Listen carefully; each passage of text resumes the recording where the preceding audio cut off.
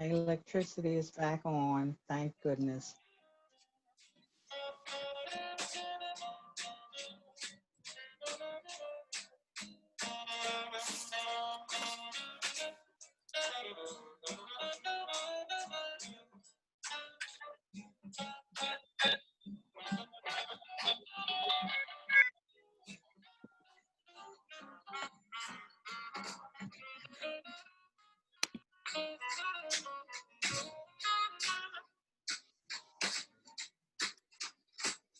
Okay, I think we're ready to begin the program.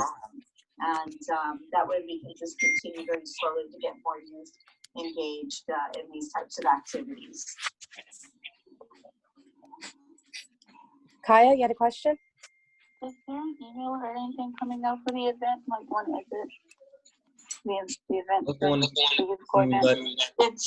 the 6th. Now we sent out the when you are not speaking, so sent out a everything is newsletter today to uninterrupted. everybody, and it had the registration link and a little bit of information on there. So if you didn't get it, let me know, because then I can go in and double check and make sure that we've got, you know, the right email on the list.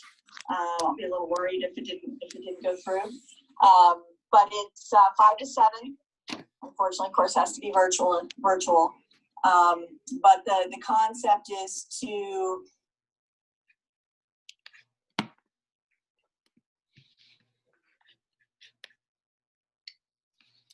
Okay, I think we're ready to begin.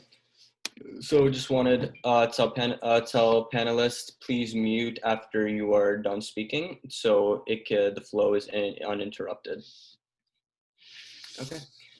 Good evening, everyone. My name is Zaifa Mohammed. On behalf of the CAIR office in Maryland, welcome to tonight's forum entitled Any Arundel County United to End Hate, Empowering Interfaith Communities to Rise Up Against Racism.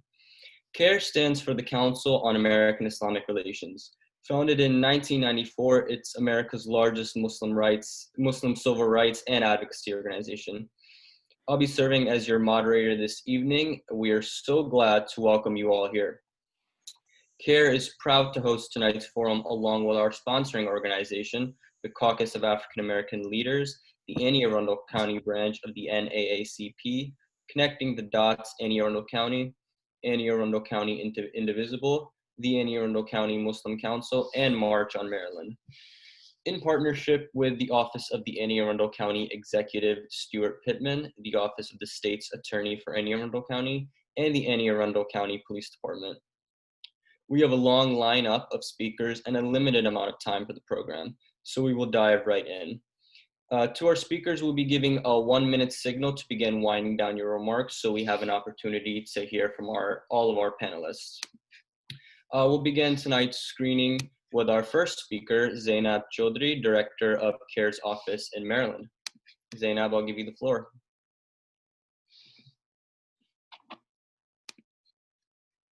Oh, there. Can you hear me now? Yep, loud and clear. Great. Thank you so much, Josefa. Good evening, everyone. It's great to be here tonight with all of you to discuss a really important topic that really impacts all of our communities collectively. As America's largest Muslim civil rights and advocacy organization, CAIR consistently rejects and opposes all forms of bigotry and hatred. We've actually dedicated a great portion of our resources and work to studying, reporting on, and particularly raising awareness about anti-Muslim bigotry. Similar to anti-Black racism, anti-Semitism, Islamophobia is a manifestation of prejudice and racism that has haunted our country since its earliest days. And of late, Muslim communities across the country have really become a primary focus for purveyors of hate, especially during election years, as our research has found.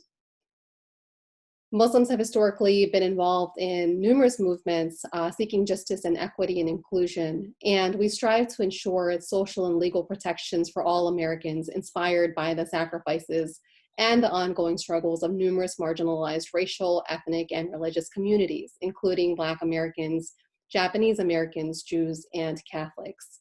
Some of the challenges that our communities face that contribute to hate crimes and bias incidents unfortunately do include the misperception that, for example, Islam is new to America, or the conspiracy theories that there's no shortage of that run rampant in our society.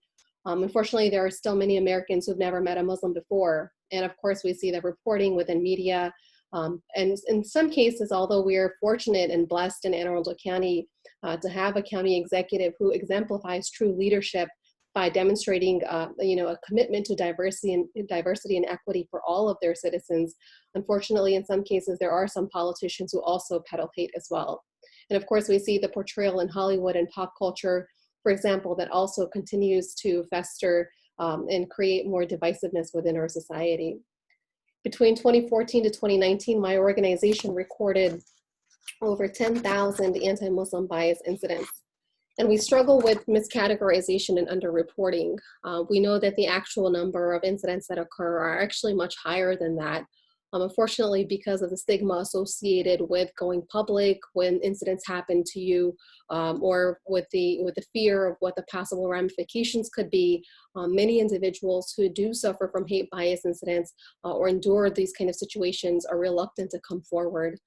In fact, just recently, over the last few weeks, CAIR was notified of a couple different incidents involving Muslim members of the community in Anne Arundel County who were impacted by hate bias. One incident included 2 young girls who wear the Islamic headscarf, and they were spat on allegedly by an individual who drove past them. And there's another situation that involved a Muslim family in Arnold who was impacted by hate as well. And CAIR has been working with the police department and with the county executive's office and different entities within the county to make sure that justice is served for these families. And we want to just express our appreciation, especially to the community stakeholders, to the police department, to the county executive's office, to the state attorney's office. We know the incredible work that you do every day to ensure justice for our communities, but we also know that more can be done to ensure that not only the Muslim community, but also the African American community, also the Jewish community within our county feel safe, feel included, and feel heard, and feel represented. So with that, I won't go on. I know we've got a great lineup of speakers, but I want to thank all of you for taking the time out to be here with us today. And I'm looking forward to hearing your contributions to this conversation. I know from CAIR's perspective, some of the key kind of focus points that we have to address bigotry within the county include creating space for discussion, including forums like this one virtually that we're holding tonight, but also research and education and accountability, public actions, including rallies and demonstrations and vigils, coalition building, media advocacy, legislation, and encouraging civic and political participation. So we're looking forward to the ideas that are going to be shared tonight, and thank you all again for being here with us. Josefa, I will hand it back over to you. Thank you, Zainab, for those amazing remarks. Definitely is interesting. Now I want to hand it over to Carl Snowden, who is president of the Caucus of African American Leaders. Carl, you have the floor. First, assalamu alaikum. I thank you, and I thank CAIR for putting on this particular event. This is an extremely important event. America in its history is steeped with racism, anti-Semitism, as well as Islamic phobia. And it is my perspective that in order to address this issue directly, we've got to make sure that the men and women we elect to public office understand that they have a responsibility to uphold the Constitution in which they swear allegiance on the oath to. And the reality is that that does not always happen. And so what I wanted to share with the group and those who are watching tonight, as the election of 2020 proved, who you put in public office can make a vast difference. The fact of the matter is you can have people who believe in the principles that are enshrined in the Constitution, or you can elect people to public office whose job will be to divide and polarize the community. We saw that for the last 4 years. But it's not unique at a national level. Even in Anne Arundel County, we've had the experience of having people elected to office who was associated with white supremacist groups. Many groups made it known to the voters what these affiliations were. So I think it's important that those who are concerned about dealing with bigotry and hatred understand the power of the vote and use the power of the vote to make a difference. Carlos is cutting up. I don't know. I'm sorry. Are we having some technical difficulties?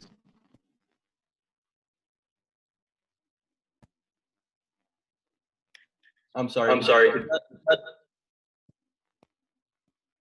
Why don't you go to the next panelist? Apparently we have some problems.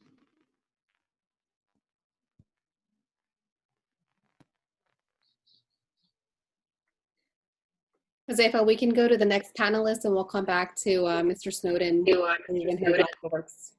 Okay, that sounds good.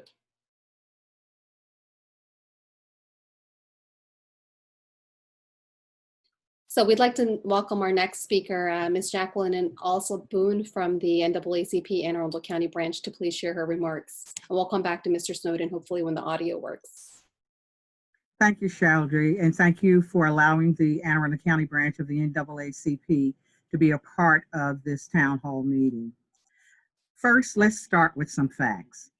The population of Anne Arundel County as of 2016 was 70.3% white, 15.6% Black, and 7.9% Hispanic or Latino.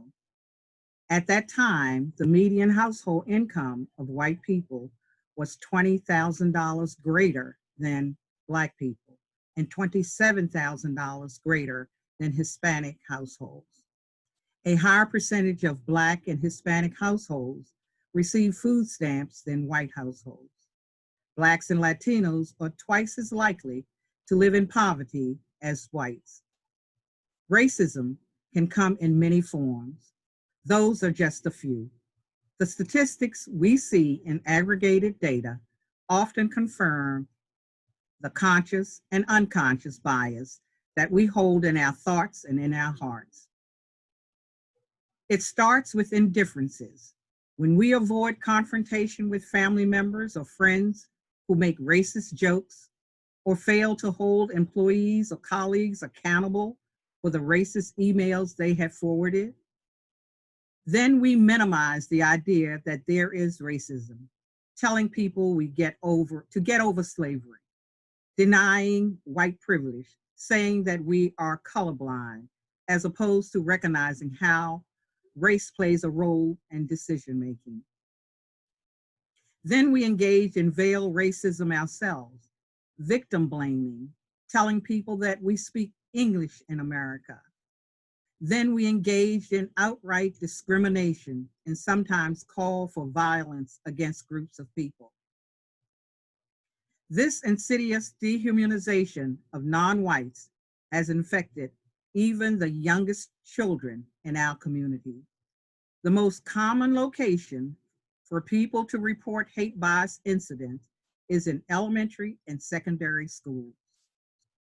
The state of Maryland 2019 hate bias report shows 81 reports of hate crimes or bias incidents in 2019, up from 78 in 2018.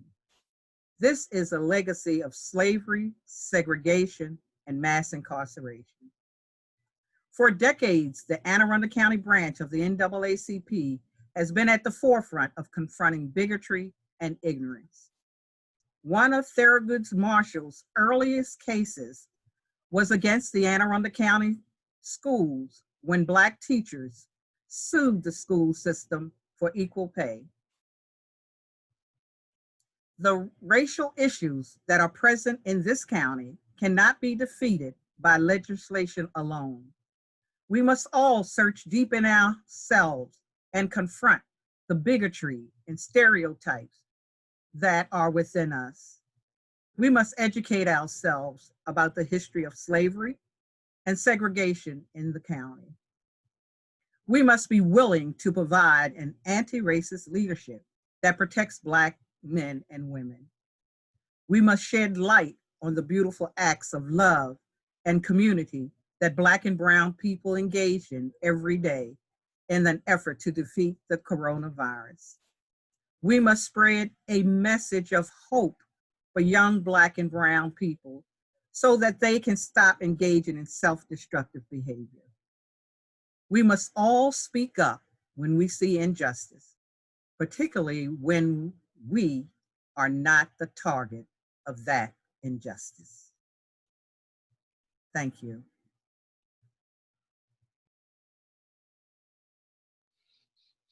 Thank you, Jacqueline, for those amazing remarks. You know, one thing I found interesting of what you said is much of this affects young children, as in elementary school and middle school. So a question I would have for you is how does this affect young children in their futures? How does this racism that is reinforced in elementary and middle school, how does this affect, how can this play a large role in how they'll be treated and how they'll see themselves for the rest of their lives?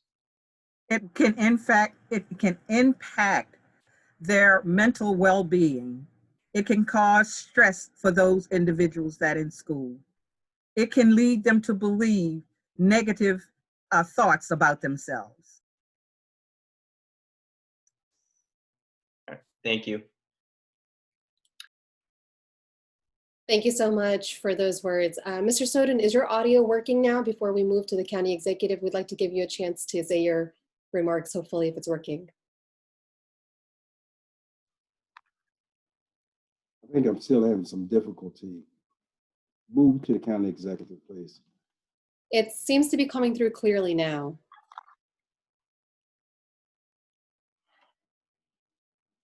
All right, we can try again then. Thank you again. On this end, it looks like it's freezing. I think there's still some problems. Why don't you move to the county executive? We'll come back to you, Mr. Snowden. Thank you. Our next speaker, we'd like to invite County Executive Stuart Pittman to please share some remarks. We all want to also acknowledge the county executive because under his leadership, we have seen a significant shift in the culture within the county as it pertains to diversity, equity, and inclusion. And Mr. Snowden from the Caucus of African American Leaders recently published a wonderful op-ed regarding the change that we've seen within Anne Arundel County. So we're honored to have you here tonight, County Executive, and please, the floor is yours.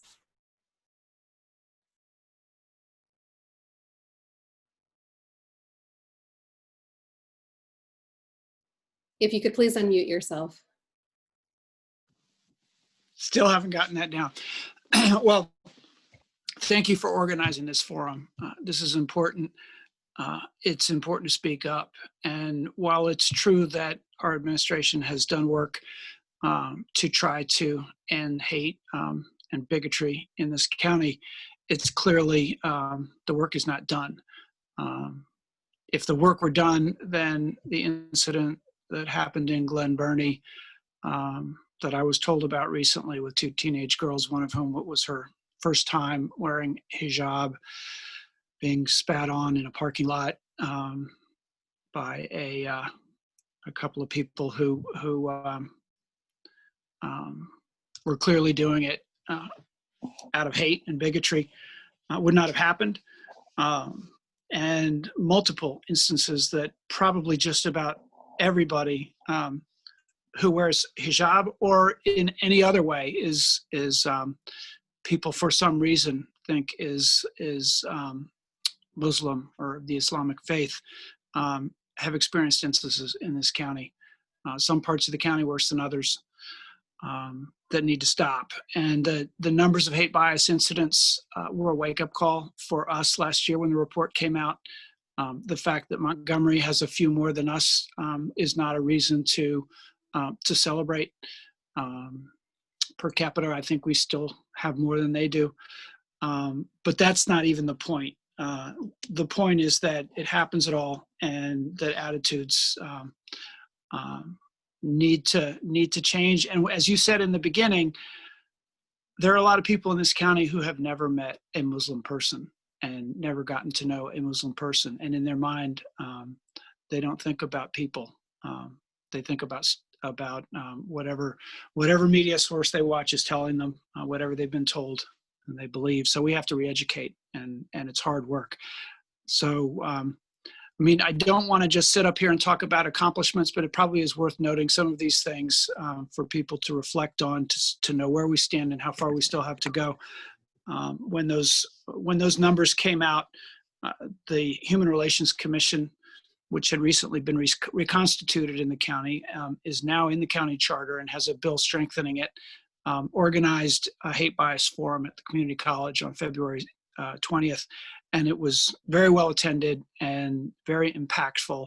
There was a plan to continue with smaller meetings around the county, and then COVID came, so that slowed down. But in the meantime, we created an interagency diversity council, and we have started trainings for county staff, and I think it has to start there for every department. Additional trainings to what we've had in the past with the Racial Equity Institute. We're doing healthy dialogues. My staff has done at least 4 in the last year. Most of us have, and they've been eye-opening for many of us. We started the Immigrant Affairs Commission as well. Sarah Chaudhry serves as the vice chair of that, which I think will be helpful.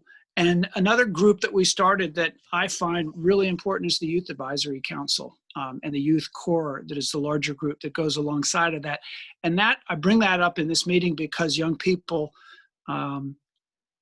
are smarter than some of us older people about equity and inclusion. And while some of the most horrible hate bias incidents happen in our schools, some of the most forward thinking is also happening among students in our schools. And so the leaders that are on that commission are in the latter category. They're doing good work, and they can teach us. And I think we're going to find that they will be teaching us about much more open-minded and forward-thinking ways. We're also got a bill before the council that will create, outside of the budget process, because we want to do this immediately, a new top-level position in my office that's going to be the Director of Diversity, Equity, and Inclusion, not only to work on county government and in the community, but to make sure that every dollar we spend and every bill we pass and every policy that we implement is being reviewed to make sure that it doesn't have bias within it, and it doesn't continue the structural racism that we've been trying to overcome in the county. Within the police department, it's important to have transparency, and our new police chief that was sworn in today, Amar, is going to be implementing our body-worn camera program and working with us on a civilian review that will create a lot more transparency in the processes of the police department. And I also want to mention Layla Jones, who works in our community engagement and constituent service team. I'm not sure how long it's been since there was a practicing Muslim in the county executive's office on the 4th floor, but I can tell you that it's important, and it's good to have her there to remind us of the needs and the interests of the Muslim community in Anne Arundel County. And finally, I just want to say that it is the politics that have caused a lot of the hate, but I do believe that it is bringing people together and getting people familiar with one another that is the most effective. I had never been to Ramadan until I was running for this office and was invited, and that experience just for me was it not only it went beyond familiarizing me with it. It showed me the sense of community in the Muslim community, and the love among people, seeing families eating together and worshiping together, who clearly support one another, and we all have a lot to learn from each other. And I think we all have a lot to learn from the Muslim community about community. So, thank you for everything you do, and please hold me accountable, put my feet to the fire, and ask me to do what you believe needs to be done. Thank you, County Executive Pittman, for those remarks. A question I just had for you is what resources are provided to victims of hate crimes, and how can they be accessed, especially in Anne Arundel County? So even if they're not crimes, and we know that one of the issues is that some of these most horrific incidents aren't classified by our laws as crimes, but whether it's a crime or an incident that doesn't meet that standard, within the police department, the protocol is that it be elevated to the supervisor, who then follows up and not only seeks to solve the crime or the incident and find the perpetrator, but also the victim, and make available counseling services if the victim is looking for that. And they're trained and they work with our crisis response teams, who are trained in mental health, and behavioral health and crisis management, to work with the victim and provide whatever resources the victim needs. Thank you. I now want to hand it over to Imam Amar Sheikh, who is the Imam of the Islamic Society of Annapolis. Bismillahirrahmanirrahim. Good evening, everybody.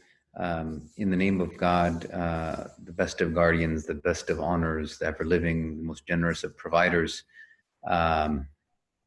we send prayers and blessings on all of the prophets before us. And I just want to take a second to thank our organizers, CAIR, for putting together this really important program, and in response to some of the things that we're seeing in Anne Arundel County.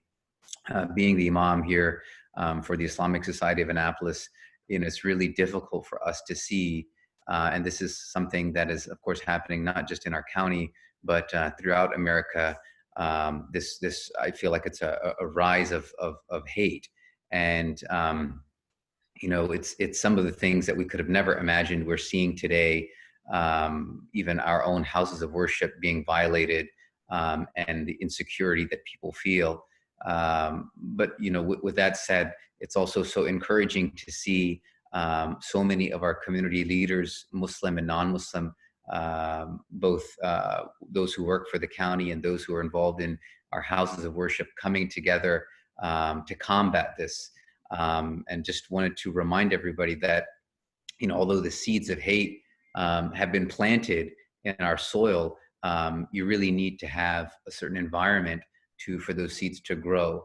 And so I just wanted to encourage our community members, all of our leaders, our county officials and religious leaders, that although those seeds may have been planted, but let's work together to combat or create an environment where those don't grow any further.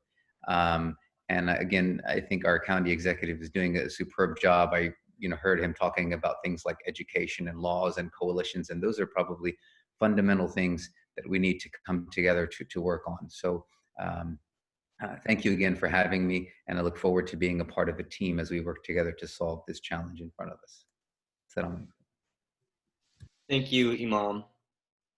I now want to give the Connecting the Dots representative, Jennifer Haber, I believe, if I'm pronouncing that right. I want to give her a chance to speak.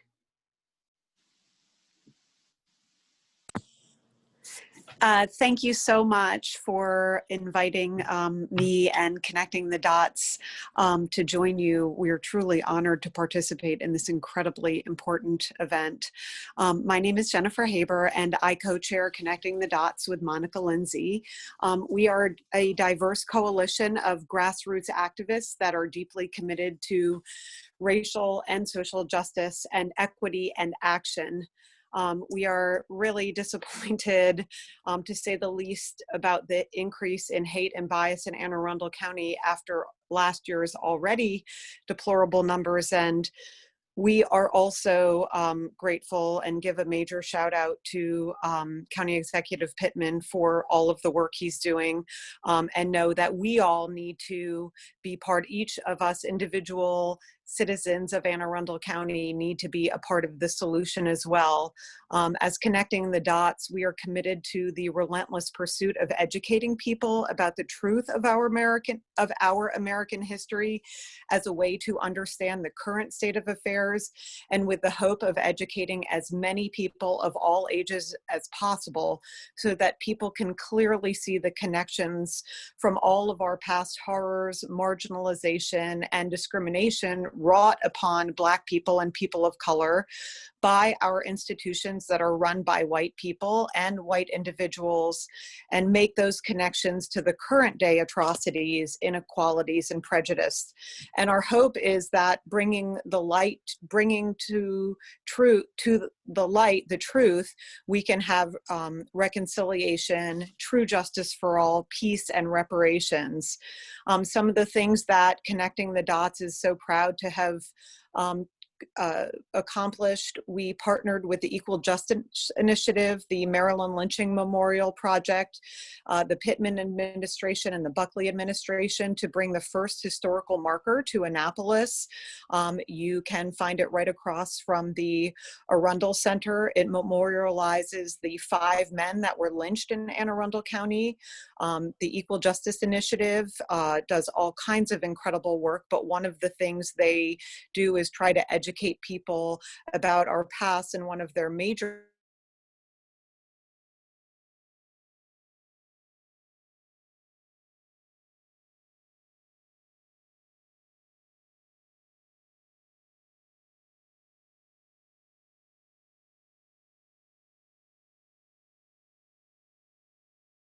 that era. We've also done screenings and partnered with Maryland Hall, showing lynching documentaries with a panel discussion, and also screening 13th.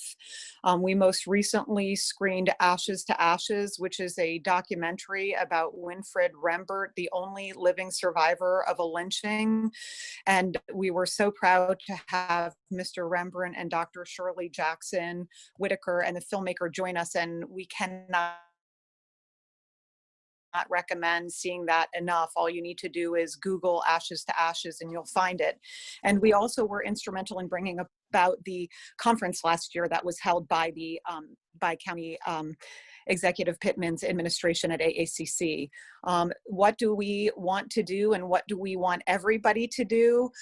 We want to continue to bring more educational events to the county, and we really would like to see the county public schools revisit the curriculum at every age level to bring the truth and age appropriately tell the true story of our history. It's a unique opportunity that the schools have to reach all children and to stop whitewashing history, and not only to speak about the despicable history of how this country treated Black people with a very specific aim to imprison, impoverish, and marginalize, but also the incredible accomplishments of Black people who played a huge role in building this country, and to shine light on all of the talented Black people and people of color who have made and continue to make incredible contributions to this country and are so rarely highlighted in all of our lessons. And we want to see that our diversity in this country is, and in this state and county, is represented in all aspects of society and in leadership. So our words of encouragement are for especially white people to get educated.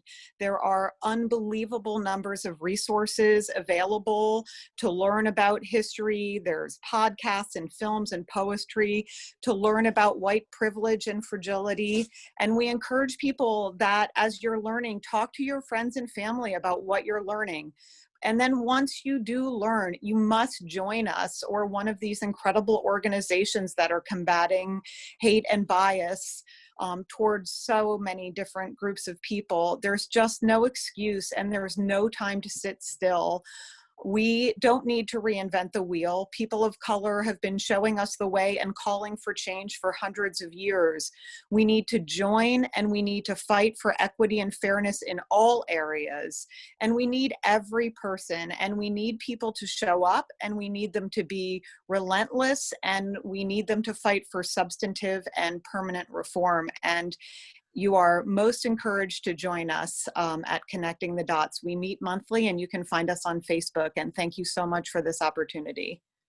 Thank you. Yeah, I think definitely education of the past is definitely a good way to prevent those mistakes from happening in the future.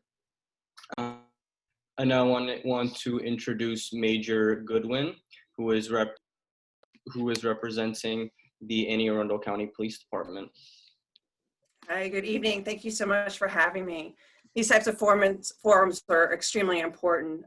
It's sometimes a tough conversation, but it's a conversation that we need to have. And I can tell you, law enforcement, community leaders, community organizations, just like we're doing now, we all play a critical role in responding to hate incidents as well as hate crimes. And while the mutual goal is to prevent and reduce these types of incidents, the increase of these incidents has brought hate crimes to the forefront, which is why we're here today talking about this. So I just want to kind of explain a little bit about how our policy is with the Anne Arundel County Police Department, which has been in place for several years now. But we take the approach that this is a unique nature of this incident, and it requires a special handling of our agency. It's our policy to thoroughly investigate these acts. We recognize and react in a supportive manner to the emotional trauma that's experienced by the victims, by the victims' families, and by the community at whole. And I think the biggest thing for people to understand is we treat this regardless if there was a crime committed or not. And I think that's one of our biggest obstacles for the police department, is that people are so reluctant to call us when they say, oh, I was just called a derogatory name. There's nothing that the police department can do. There was no crime associated with that. And we encourage community members all the time that even if a crime wasn't committed, if it was a hate bias incident, I mean, there was no crime, but whether it was a derogatory word or a symbol that was left, we encourage them to call us because we do come out, we do treat it like it's a crime that's been committed, where we do an investigation, we talk to the victim, we try to locate the suspect who committed that offense, regardless if a crime was committed or not. And we try to mitigate it. We try to educate that person. And I'll tell you that the majority of ours, and this is statewide, 33% of hate bias incidents happens in the schools, usually in elementary and those secondary schools. And so if we can get to those kids and educate them about their behavior and the words that they use and how it's hurtful, that's part of our job, is to educate and explain that part of it. And we take that very seriously. We take it another step to that we mandate where our lieutenant, who is our highest ranking official on any patrol platoon, has to respond to these types of incidents.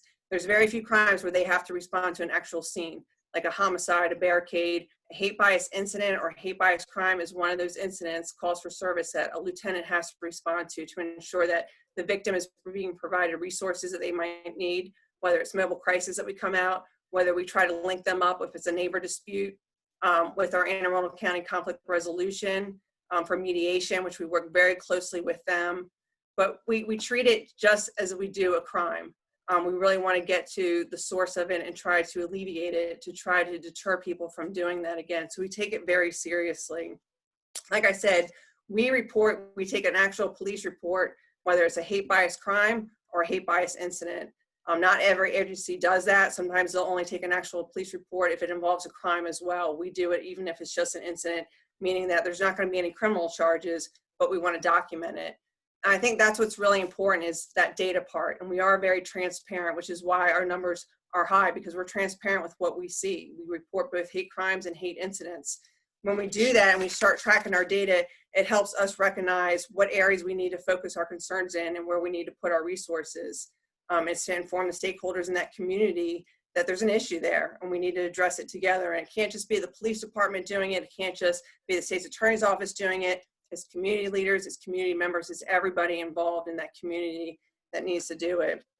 I can tell you, I say this all the time, speaking about the kids, there was an old saying, and I know that we all grew up with, about sticks and stones may break your bone, or sticks and stones may break your nose, but names will never hurt you. It can't be further from the truth, and we need to stop saying that, because we all know that names do hurt. We tell kids that all the time.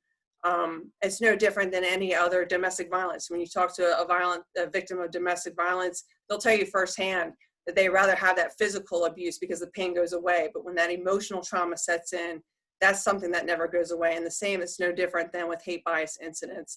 That trauma will stay there for a very long time. So we really do a good job with trying to get our mobile crisis folks on the scene and talking to the victims to see if there's any other services that we can provide to them.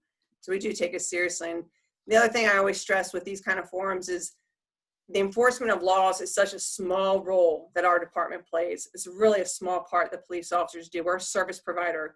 We are there to try to mitigate, to try to make it a better community, to make the quality of life better in all of our communities. I can tell you an example that just happened 2 weeks ago down in Edgewater, where somebody had put up a political sign that was pretty disparaging remarks to Vice President-elect.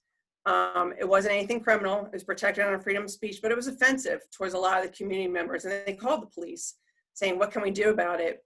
Knowing it wasn't a crime, knowing it was protected under freedom of speech, we did go out there and we talked to the resident there and encouraged them that, hey, this is offensive and you got to be respectful of your neighbors that are driving by, kids that are walking by, seeing the sign, and they took the sign down. That's just a small role we play, but every incident we do, whether it's a small role like that or something more larger, every little interaction that we have, everything that we try to do within those communities to try to alleviate hate bias, that's part of our role as the police department. And like I said, we're not just about enforcing the laws, it's about making our community safer and a better place for everybody. So thank you for having us, and I certainly appreciate it. Thank you for those words, Major. I now want to hand it over to State's Attorney Ann Cole-Lites. She represents the Anne Arundel County State's Attorney's Office. Hi, good evening. Thank you for having me tonight, and I'm so pleased to be a part of this forum. What I wanted to talk about a little bit is how the law has caught up to some of the incidents that we're seeing. And last year, we were very fortunate in improving the law in 2 areas for hate crime. And one was Senate Bill 161, which passed, which made it a crime for someone to place or inscribe an item or a symbol on property without the permission of the owner, such as a noose or a swastika, with the intent to threaten or intimidate any person or group of person. And so it made it a penalty to do something that in the past was happening quite frequently. People were putting graffiti on and intimidating various community members.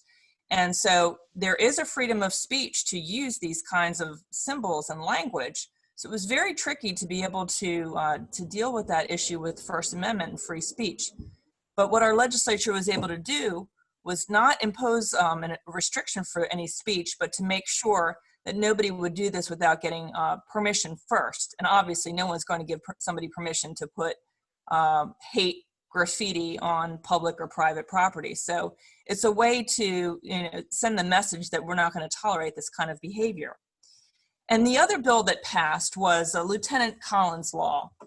And what that was is Lieutenant Collins, who was killed in College Park, he had just graduated from college and was going into the military. He was murdered at a bus stop. And what Lieutenant Collins law did is it expanded the ability for prosecutors to prove that a hate crime wasn't necessarily motivated entirely by hate, but even if it was a substantial part of the reason that a person committed a crime, that was something that we could use to prove that the motivation was because of another person's race, color, religious beliefs, sexual orientation, gender, disability, or national origin, or because a person is homeless, you cannot commit a crime against that person. And it's important to note what a hate crime is. A hate crime, it's by illustration, what it isn't is simply calling somebody a name or using a racial slur or insulting them. It has to be a crime on top of that. It has to be malicious destruction of property or an assault or some other kind of violent crime committed against another person that's motivated in whole or in part by this hatred. And so we have to prove the state of mind of the person who's committing the crime, and that's a little bit tricky sometimes. And where we usually are able to do it is if someone makes a statement, uses horrible language, calls someone a slur, or has some information on their Facebook or their Instagram showing that they're a member of a hate group. So we have to prove those two things exist at the same time. And as Major Goodwin said about sticks and stones may break your bones, it causes huge emotional hurt in our community. And what we see a lot of times is we have calls that the police go out for service where there has been horrible language used and directed against someone. And I credit the police department for going out and responding to those incidents and noting them. And you know, we can't always prosecute those cases, but what we can do when we find out there's a dispute going on in a community, if there are neighbors who are fighting and there's racial slurs being hurled, if there's some kind of argument that's going on in a neighborhood or among school children, the police use their resources to try and resolve it. And the state's attorney's office also tries to use their resources. We have a mediation program. And what we see a lot of times is we have incidents that are happening that we are trying to nip it in the bud. We're trying to bring the parties together before it becomes a physical assault or damage to property. And you would be surprised by the number of incidents that we see where neighbors or community members get into arguments about things like parking a car or a fence or kids playing or a dog, you know, going on a lawn.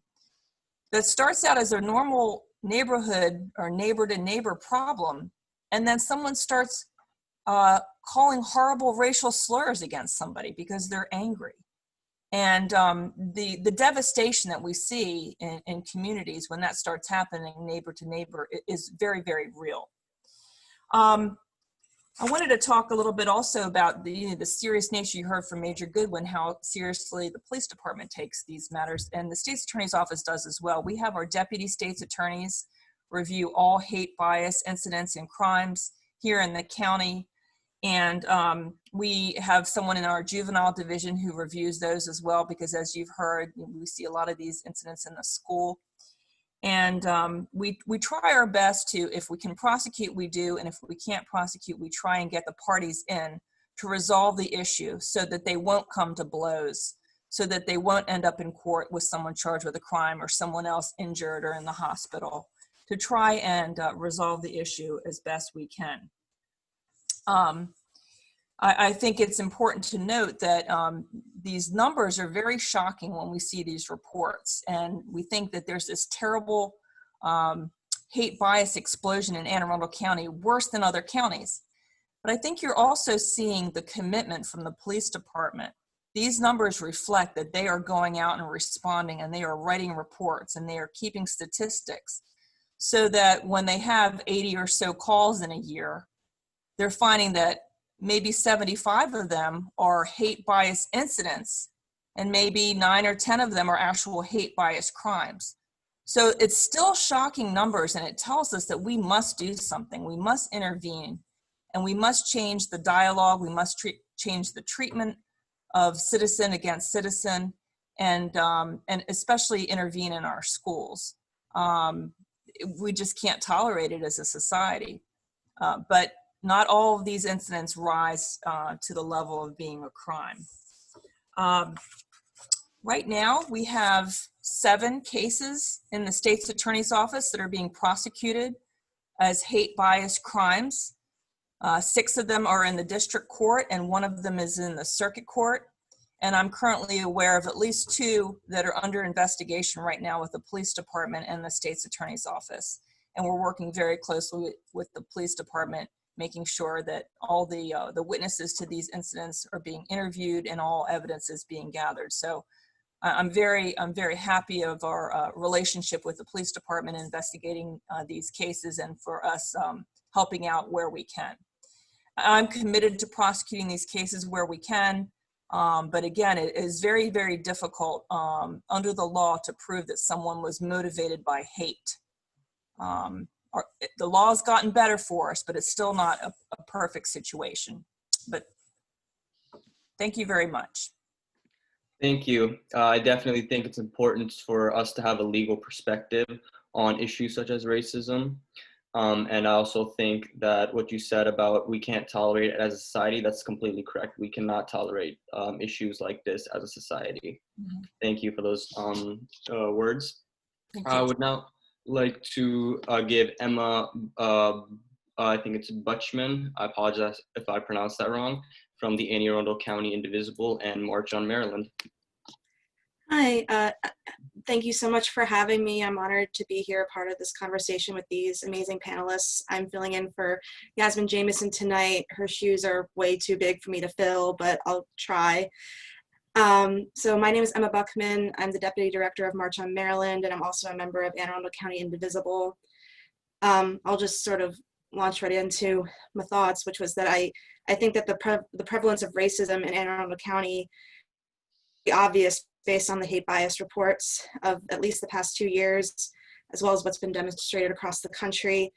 What I would emphasize is that racism is everywhere. I mean, I don't have to tell this panel this, I'm speaking to the choir, but for people who are tuning in, I would really like to emphasize that our system was built on racism, and it continues to function as a racist and imperialistic system. Because of this, we have all been conditioned to be racist, and we all have implicit bias. This isn't stated to be a threat, it's stated to be a fact. It's something we all need to accept and internalize within ourselves. And Anne Arundel County sees the same type of implicit bias and blatant racism that the entire country sees. And we're not special just because we're here in Anne Arundel County or in the city of Annapolis. Saying that, I would like to say I'm very proud to serve in this community as an activist, because it is a community so rich and alive with grassroots activists and community leaders from so many walks of life. Both Indivisible and March on Maryland began in 2017. And since then, our main focus for each of those organizations has been to amplify and support the voices of communities of color and our other marginalized groups. Both MOM, we call March on Maryland MOM, sorry, and Indivisible are members of what I would sort of deem an unofficial coalition of local organizations that work together on a pretty consistent basis to promote civic engagement and demand a more just society. March on Maryland, for instance, has organized and supported countless panels and rallies, including the annual Women's Unity March in Annapolis, which we are planning a virtual march for this year, so stay tuned for that. And then for Indivisible, that they have hosted dozens of rallies, marches, and programs on racial justice, including the program Straight Talk About Racism, or STAR, which you can find on the Arundel Patriot. Two things that I would want to impress upon all elected officials and law enforcement officers are, above all, to be open-minded and to listen. And I'm appreciative that that seems to be the case for many of our elected officials and law enforcement here in the county, but it bears repeating. One of the biggest obstacles to all progressive change that I've seen is an unwillingness from law enforcement and governments to be flexible and change with the time. People are set in their ways, and I've found sometimes that if it doesn't impact your personal bubble, people will be resistant to that change. But I'm going to be blunt that people's pride is not as important as another person's life or health. And I've seen so many people fight against the clear and undeniable evidence that systemic racism exists in this country. But I have a question for those people, and that would be, why would you not rather be safe than sorry? If someone tells you that their life is in danger, they feel unsafe, your first instinct should be to protect that person, to analyze the threat, and not waste time by trying to figure out if the threat is real. And then this ties into the more important responsibility of the responsibility to listen. Racism is a white person problem. It is our job as white people to listen to people of color and their experiences and work on our own biases. It is then on us to solve the problem by bringing community leaders of color to the table and institute the reforms that they find appropriate. Jennifer Haber touched on this earlier. White people can't dictate how people of color experience living in the United States, and therefore we don't have the right to deny the racism they experience or the changes in legislation and governance, or make changes on legislation and governance without their input. What we can do is listen and allow them to take the lead and offer our support wherever it's appropriate and welcomed. At the end of the day, just care more. It's the end of 2020. I'm starting to get exasperated. Just care more. The things I mentioned are the bare minimum. And if you're a politician, if you're going to be in law enforcement, if you're going to be a grassroots activist, your duty is to care more, not less. So thank you again. And thank you for having me. I'm really happy to be here. Thank you, Emma. We all appreciate your input. We know it's not easy to fill in for someone, just on such short notice. I just wanted to hand it over to County Executive Pittman and Major Goodwin as well. We have a question from a viewer. How is the County Executive's Office and police preparing for anticipated uptick in hate bias incidents after the shift to presidential power this January? I hope there's not one. We prepared, and Major Goodwin can talk about this in more detail than I can, but the police department prepared particularly for the election, for the potential for violence, and I know is continuing to prepare as the inauguration gets closer, and in communication with federal and state law enforcement as well. And I know that they will be there to protect the public in that case. They'll be prepared under the Biden administration as well. But my fervent hope is that some of the numbers will decline and some of the conflict will decline when we no longer have a president who seems to be intent on driving a wedge between groups of people. So if that happens, I hope we can look forward to less, not more. Thank you. Major Goodwin, do you have anything to add to that? The county executive said it perfect. I think every police department across the nation was being prepared for the election. As always, we always over-prepare and hope for the best. A lot of us work 24/7. We were fortunate that we didn't have any incidents and it all went real well. It was actually pretty quiet, surprisingly to us, it was quiet. Nothing will be different with the inauguration. We'll be prepared for that. We have officers that are actually going to DC to assist with the inauguration. We'll be prepared back here in Anne Arundel County.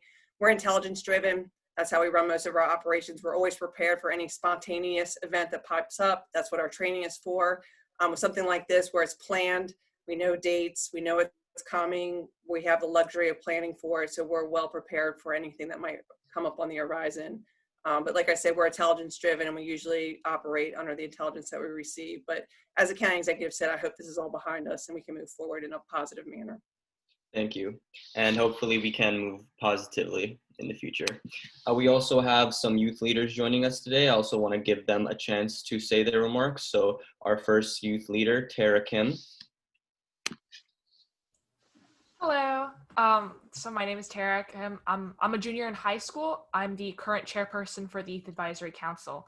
I'm honored to have this opportunity to speak up, and it's one of the reasons why I joined the Youth Advisory Council in the first place. I was finally given a mic that will project my voice. I believe the youth in our county are underrepresented. This is a common theme I felt in my life, growing up as an Asian American in Pasadena, Maryland. I felt underrepresented and that I had no voice. I can't speak actions of hate crime, but I can add to what Ms. Alsop mentioned on the effects that racism in school has on students. I had transferred from another high school my sophomore year. There, I heard many bad things about the school that I'm in right now. As a student attending there now, I feel shame knowing people say this about my county's school. Things like, don't go there, the students are racist or homophobic, they have issues with diversity. Those rumors weren't entirely false. On my first day of school, I was called a racial slur and people made fun of my ethnicity. The confidence I worked so hard gained to growing up was starting to crumble. I walked the hallways of my school with my head down. I acted like I didn't study for my classes so people wouldn't label me a stereotype. Why did I have to hide my culture or my identity? Because I felt shame. I'm the only Korean student in my school and only a handful of Asians and people of color are in my classes. I grew up hating the color of my skin and the size of my eyes, the expectations of what I should be. There have been multiple instances where I felt ostracized for being Asian. I was tired of going to school and hearing jokes over my culture, people stretching their eyes at me and calling names. I was tired of going to school and feeling like I'm less than someone, that my stereotype defines who I am. I'm tired of being embarrassed of how our county has acted towards people of different ethnicities, religions, and cultures. Growing up as a kid, I felt too embarrassed to bring my non-English speaking grandparents to Grandparents' Day, eat my country's food in the cafeteria, and speak my home language. This issue has sparked from the earliest ages of my childhood. So I thought to myself, why? Why does this keep happening and what can I do to prevent it? The bigger question is, why am I expecting reform in my life if I'm not doing anything to change it? This kind of motivation allowed me to speak up against racist bullying, join the Youth Advisory Council, and advocate for change. I believe the new colors of perspective in our county will allow us to change for the better. The executives and the people attending this webinar are here because they're passionate about change. The recent and ongoing issues about our country's racism was outlined in our current Black Lives Matter movement. So the question had to be asked, how could you be an anti-racist? I spent a lot of time pondering over this question. It is almost impossible to change the minds of everyone today. What I propose is we start on our new generation, to shape those who can still be shaped. It is hard to convince an adult to think certain things and in certain ways, but public education is the best at doing that. I believe a majority of racism and hate crime in youth is rooted from ignorance. I believe limiting racism and hate bias in our county can start with education programs. The Global Community Citizen course required for all high school students now started because of an incident that happened in my school. I believe that starting a GCC course that educates students on global and national diversity in high school is far too late. I believe that by educating students when they're younger, we will be able to affect them more. High school students have already started to form a biased opinion on people based on their current community. Someone growing up with no colored friends will not know of their cultures or community, educating those without formulated opinions. I believe the GCC citizen class should start in elementary or middle school education. Just moving the class down is not enough though. Going back to what I said earlier, I believe we should pass the mic to students. There are many people and many students who wish to project their voices. They just weren't given the opportunity like I was. Public speaking gives people the power to move others, the power to change. I believe there are students and adults who are passionate about change and affecting the community around them. We should allow the youth to speak to other students in younger education about these kinds of topics. They want to hear from someone who they've never heard before. I believe by opening up our ears, passing the mic to others, to people in the youth, to people of color, we are opening ourselves for a greater opportunity of change. Thank you. Thank you, Tara, for your story. It definitely is very empowering, and I think it's important to have a youth voices in every single conversation, including this one. So I'd like to introduce our next youth leader, Arusa Malik. Hello, everybody. My name is Arusa Malik. I am also a council member on the County Executive's Youth Advisory Council. I'm very thankful for the opportunity to speak on this panel. These discussions that we're having are so important for the progression of society and for the implementation of change. I wanted to touch upon the importance of educating those who may not understand these topics, and this is something that a lot of people have already repeated, and I completely agree with. I genuinely feel that so many of these xenophobic, Islamophobic, anti-Semitic, and racist differences happen because of prejudices and stereotypical thought processes that are so ingrained into people's minds. I live in a predominantly white area where these conversations don't occur often enough. There have been countless times where I've walked into school or a public area and everyone turns towards me because of what I wear on my head. And I can't help but think to myself, I hope they don't think I'm a terrorist, because it's happened before. And what I see amongst people who aren't properly educated about these issues is that they see Muslims as either villains or victims, and that's just simply not the case. It's harmful to generalize so many people that way. The sad part is that there have been many others, either through systems or policies, who have endured so much, be it African Americans, Asian Americans, Native Americans, and so on. We aren't the only ones who have felt outed, and we are not the first and certainly won't be the last. It's up to us as leaders to show people that bigotry has some serious long-term impacts, and inhibiting self-tolerance is what leads to that, essentially. Thank you. Thank you, Arusa, for your story. Absolutely no one should be targeted or treated differently based on their religious identity or even their cultural identity. I now want to welcome our last youth leader, Asad Hanif. Thank you. My name is Asata Hanif.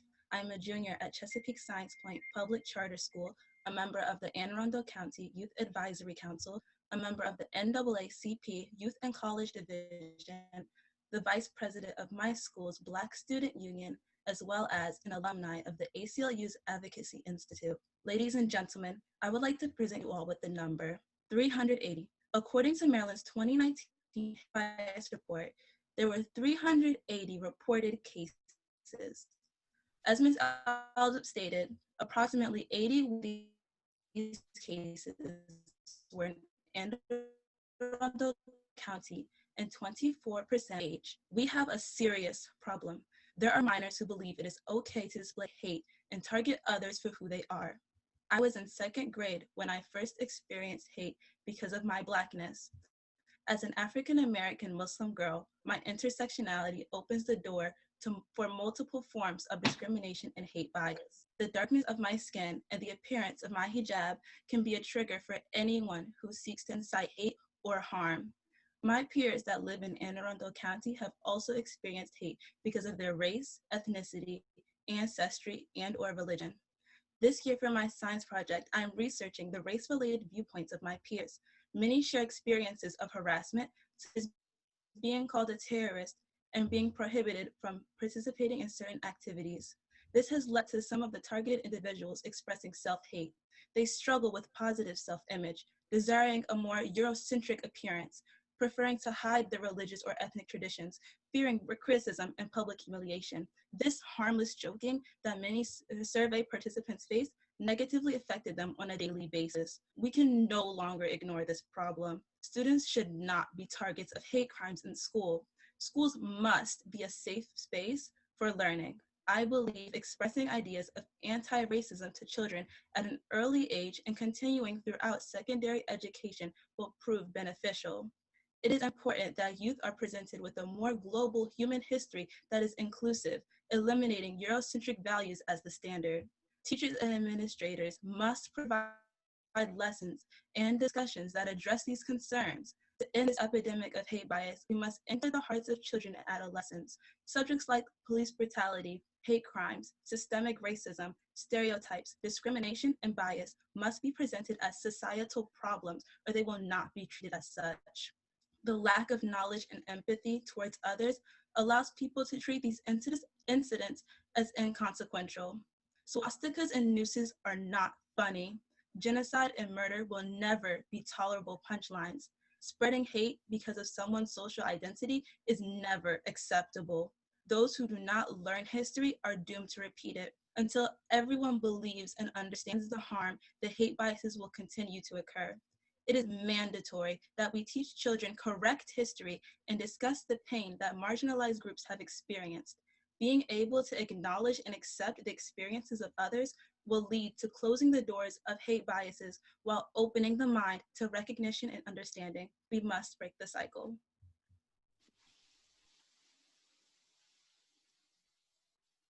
Thank you for your story. That was very empowering. I'd like to hand it over to Zainab.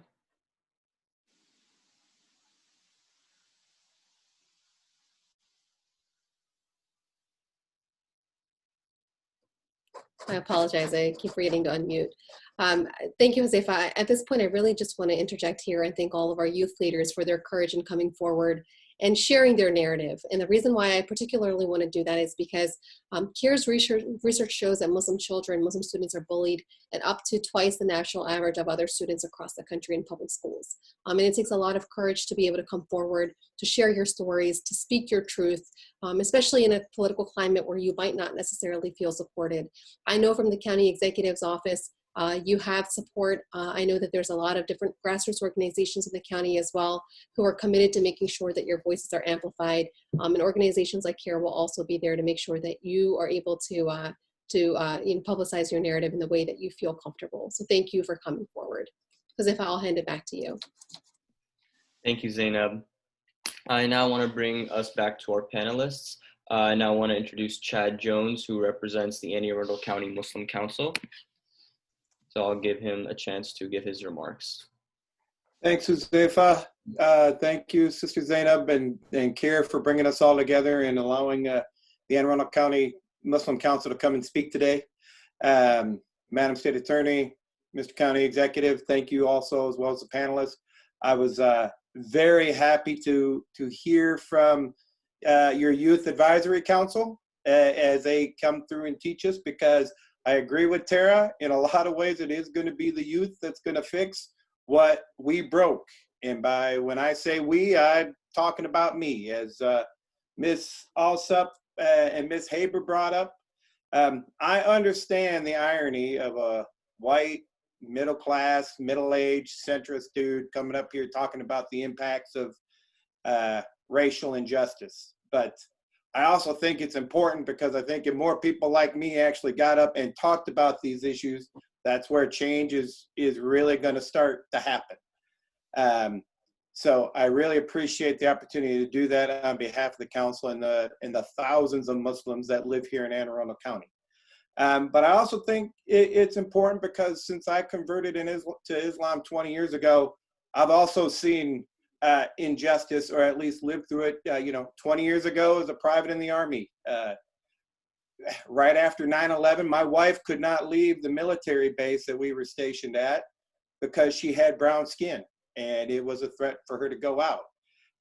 Thankfully, that same woman is now working in the county executive's office and leading that youth advisory council today.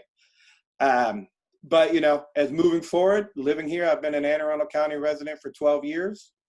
Within 6 months on the job at Fort Meade, I walked in on a group of employees commenting and mocking my religion, and they knew that I was Muslim. And then, for really the first time, it opened my eyes about what it was like to feel like the other. And then moving forward, the Little League field that my boys play on in Pasadena, the house right behind it, every spring and summer, they wave a Confederate flag, and the little brown boys and brown girls who go there and play it, and they have to go up there and they have to look at it. And, to the point that we have to apologize for parents that this is how we're represented, it does have an impact on the community. So what I would like to say as we go through there is really just sum it up in 3 points. One, these things that are being talked about today, the hate crimes that are happening, they are real and they're legitimate. Individuals in Millersville are getting beaten up, as Madam State's Attorney, not about that specific incident, but something as simple as where you're putting your garbage can led to actual physical assaults. And it's not because of where the garbage can was put, it's because the guy who put the garbage can there was Arab. There are nooses being hung in Chesapeake High School. That's not made up. These things are real, and they do need to be confronted. I would, though, like to take a little bit more of my last few minutes to take a more optimistic tone, in that living in Anne Arundel County, no place is perfect, but in a lot of ways, and thanks to the leadership here, Anne Arundel County in many ways is the best place for dealing with this. We have had a long-standing, wonderful relationship with law enforcement in Anne Arundel County that has not been seen anywhere. They don't come just for the food at Ramadan. How many thousands of people they have allowed to pray and establish their faith by having their patrol cars in our parking lots is innumerable. Their police standing outside, handing stickers to little kids. It is really their first interaction for Muslim kids to see what civic leadership is all about. County Executive Pittman is not the first or only civic leader to come to our mosque for Ramadan, but he has certainly been making the impact and is really been the most open. But we have been very fortunate for the long-standing, wonderful relationship that we've had with the government here that we haven't seen in places. I've been to El Paso, I've been to Honolulu, I've been to Kalamazoo. Those other communities do not have what we have here in Anne Arundel County, and that deserves to be recognized. And the third thing that I'd really like to point out is that there are so many ways to get involved. You look at all the organizations here just at this call, so many avenues that if you want to be an advocate, if you're looking at yourself and you're like, yeah, there's something wrong here, what can I do about it? Anne Arundel County has so many avenues. We deal with many of the folks here in this call. We also deal with ACT, which is a large interfaith community that we also deal with on a regular basis to help make sure that it is not just one group carrying on this fight that impacts all of us. So I really do appreciate the opportunity again to speak on behalf of the Anne Arundel County Muslim Council. It's great to be here with all of you, and thank you very much. Thank you, Chad. We really appreciate you being here. Now I want to bring us back to Carl Snowden, the president of the Caucus of African American Leaders. Hopefully we'll have a better sound. Let me just simply say this. It is very, very inspiring to hear young people speak about the need to take leadership positions as we go forward. I'm a native of Anne Arundel County, and I've grew up here. I understand the system and understand the racism that exists here. And I think if we're going to be a society that's open and a society that will be inclusive, we've got to challenge people. And those who know what the caucus has been doing is we've been saying to our elected officials, when you take the oath of office, the public oath of office, you take the oath to uphold the Constitution of the United States of America.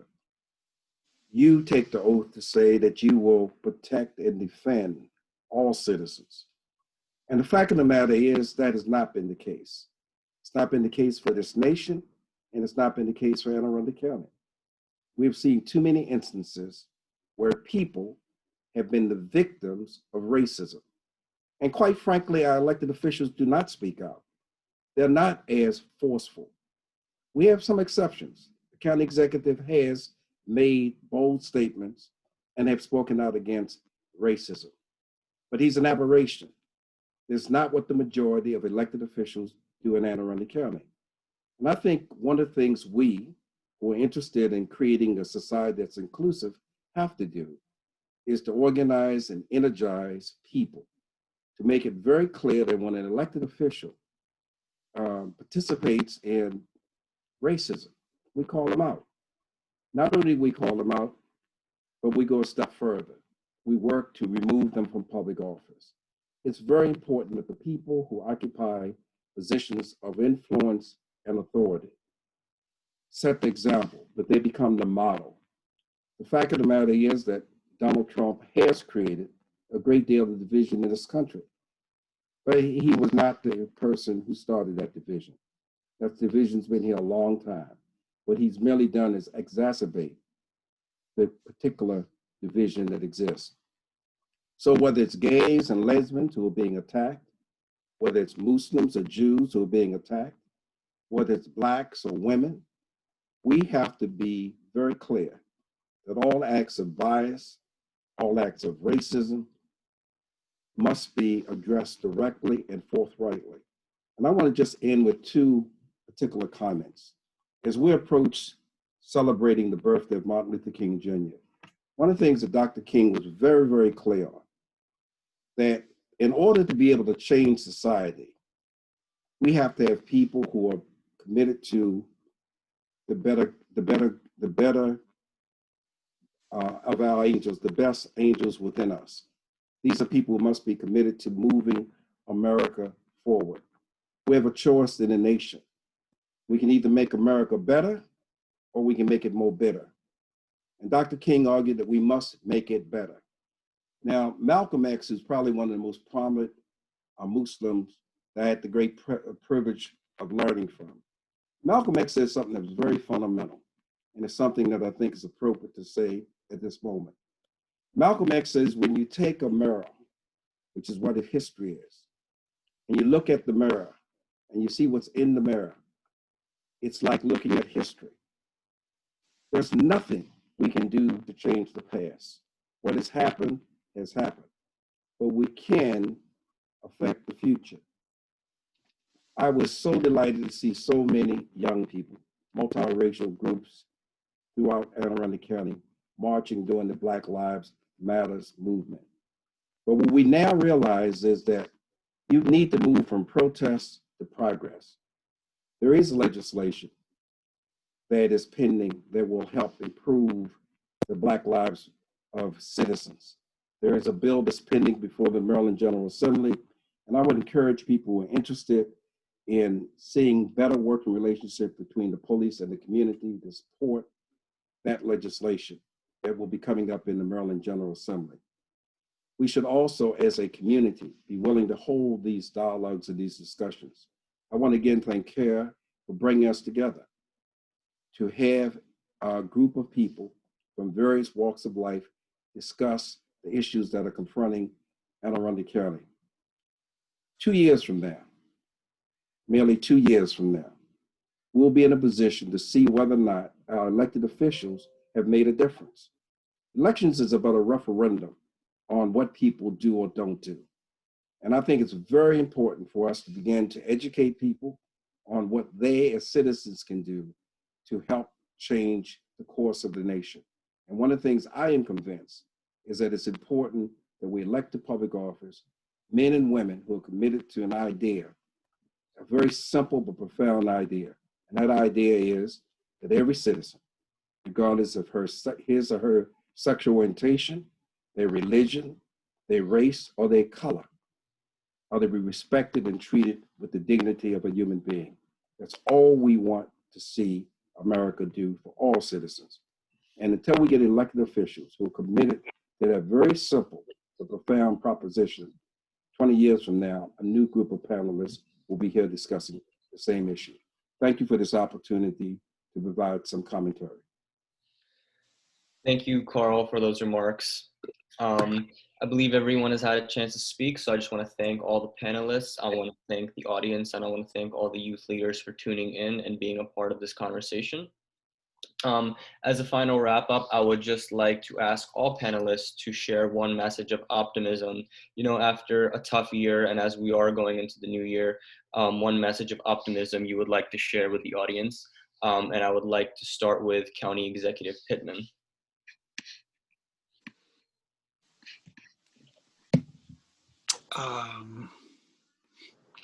I feel completely optimistic. I mean, I feel like we're in a moment in history where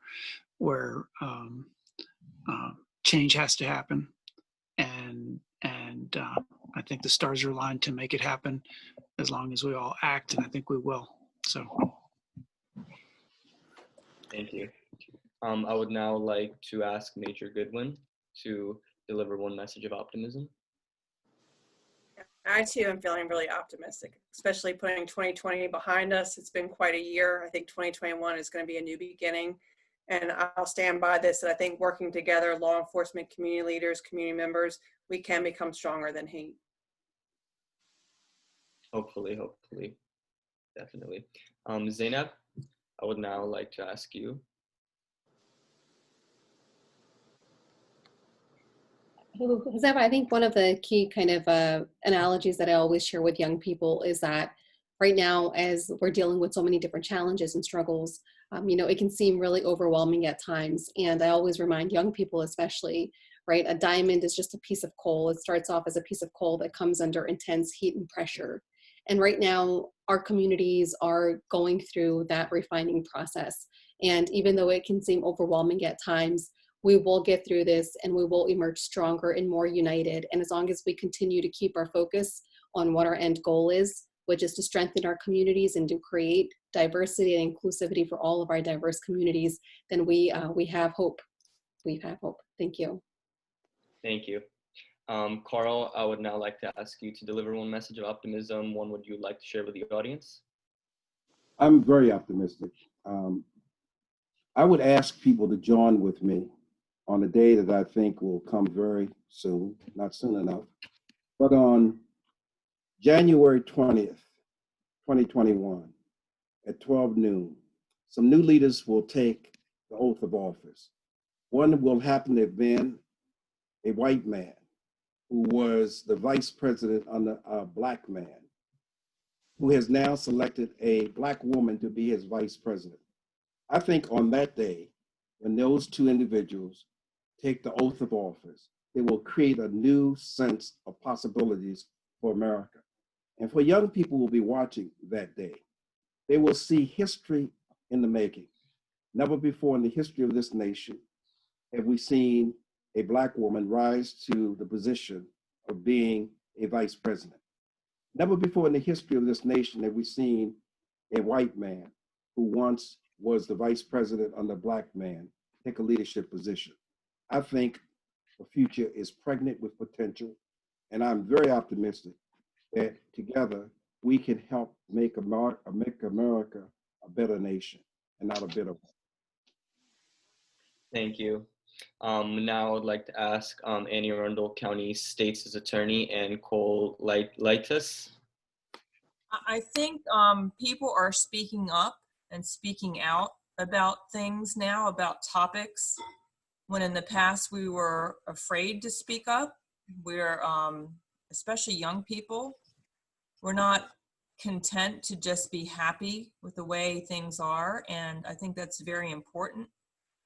I don't think we can be bystanders anymore. I think we have to speak up when we hear a racist statement being made. We have to protect each other when that's happening and show others that we won't tolerate it. I think that, you know, we've seen what happens when a generation stops tolerating certain prejudices and racism, and we see advancement. So I think that we are all empowered to do that even more now. And with the hope and optimism of new leadership nationally, it should inspire us even more. So I think it's very important for us to, in our own lives and in the community, is to call out a racist joke or a sexist joke, and you know, tell others that, you know, we're just not going to put up with it anymore.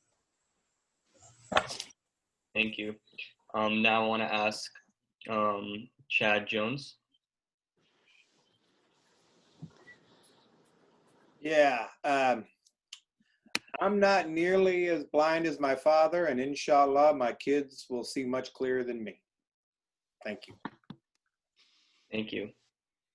Now I want to ask Jacqueline Alsup, President of the Anne Arundel County branch of the NAACP, to deliver any positive statement. I'm very optimistic about the future of our county and our nation. And I say that because more people are speaking out and stepping up, and more people are taking action and addressing racism as it exists in their homes, in their neighborhoods, in their communities. And more of us are coming together and speaking up. And these types of town hall meetings are very important to share with the communities the perspectives from so many different organizations. Thank you. And lastly, I want to give Emma Buckman a chance to deliver her remarks. Sure. I'm optimistic because at the end of the day, I'm a historian. I love history. I study it. And to me, history has always been terrible. The world has always been depressing and dark and painful. But to me, I have seen overall, I think we as humans are more inclined to be progressive. I think as a whole, we want progress, and I've seen that happening throughout our history. As bleak as it seems, things have gotten better. And at the end of the day, hating is easier than loving, and that's why so many people want to do it. But loving is so much more valuable, and I think more and more people are seeing that, even if it's not love for themselves, it's love for others. So that's why I'm optimistic. Thank you again for having me, and wear your mask when you go out. Thank you. Definitely. And on that perfect note, thank you all for joining. And on behalf of CAIR, we wish you a safe holiday season and a prosperous new year. I want to thank all the panelists and the audience and the youth leaders for all tuning in and being a part of this conversation. Anyone who would like to volunteer with CAIR can email mdoutreach@cair.com. I want to wish everyone a safe holiday season and a happy new year. Happy New Year. Thank you for inviting us. Yeah. Thank you. Happy New Year. Yes, thank you. Thank you. Thank you.